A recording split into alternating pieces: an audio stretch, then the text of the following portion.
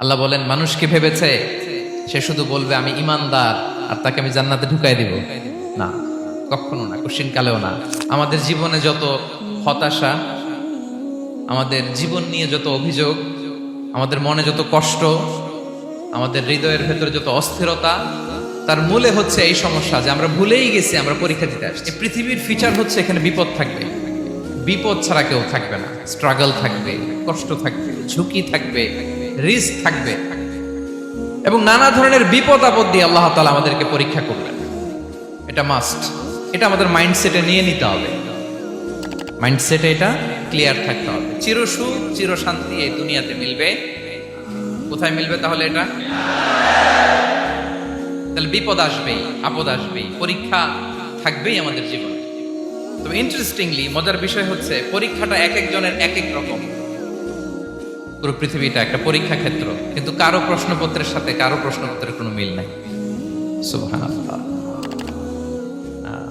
আমার পরীক্ষা একরকম, আপনার পরীক্ষা আরেক রকম, ওই ভাইয়ের পরীক্ষা আরেক রকম, ওনারটা আরেক রকম। সবাই পরীক্ষার্থী, সবাই পরীক্ষার্থী, কিন্তু কারো প্রশ্নপত্রের সাথে কারো প্রশ্নপত্রের কোনো মিল নাই।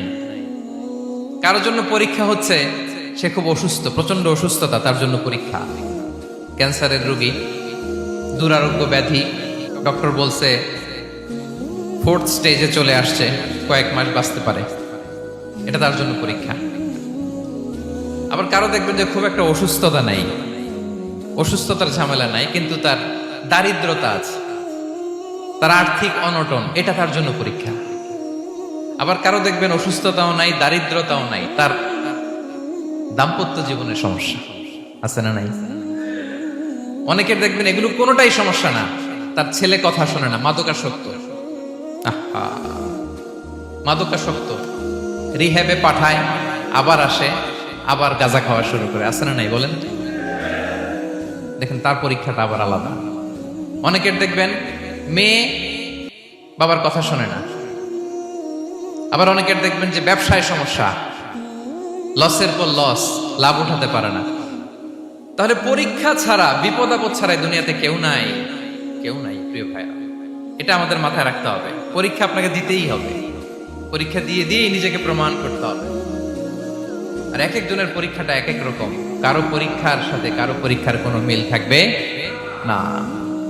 তো মাঝে মাঝে আমরা এটা ভুলে যাই। আল্লাহ তাআলা কালামে পাকে রিমাইন্ডার দিয়ে আমাদেরকে স্মরণ করিয়ে দিতে চান যে এই পৃথিবীতে আসলে তোমরা এসেছো পরীক্ষা দিতে। আমাদের জীবনে যত হতাশা, আমাদের জীবন নিয়ে যত অভিযোগ, আমাদের মনে যত কষ্ট, আমাদের হৃদয়ের ভেতরে যত অস্থিরতা, তার মূলে হচ্ছে এই সমস্যা যে আমরা ভুলেই গেছি আমরা পরীক্ষা দিতে আসছি। এটা যদি ভুলে না যান, এটা যদি আপনার মাইন্ডসেটে থাকে যে পুরো জীবনটা একটা পরীক্ষা, তাহলে দেখবেন কোনো কিছু আপনাকে কাবু করতে পারবে না। আপনি হতাশ হবেন না, জীবন নিয়ে আর অভিযোগ থাকবে না, আপনি ভেঙে পড়বেন না, সব অভিযোগ হতাশা দূর হয়ে যাবে। তার মানে বুঝতে পারলাম পরীক্ষা আপনাকে দিতেই হবে।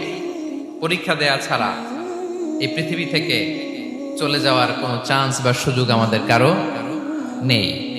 সূরাতুল আনকাবুতে আল্লাহ তাআলা এই কথাটা আরো চমৎকার ভাবে বলেছেন। আল্লাহ তাআলা ইরশাদ করছেন, আহাসিবান নাসু আইয়ুতরাকু আইয়াকুলু আমান্না ওয়া হুম লা ইফতানুন ওয়ালাকাদ ফাতান্নাল্লাযীনা মিন ক্বাবলিহিম ফালা ইয়া'লামান্নাল্লাহুল্লাযীনা সাদাকু ওয়ালা ইয়া'লামান্নাল কাযিবিন।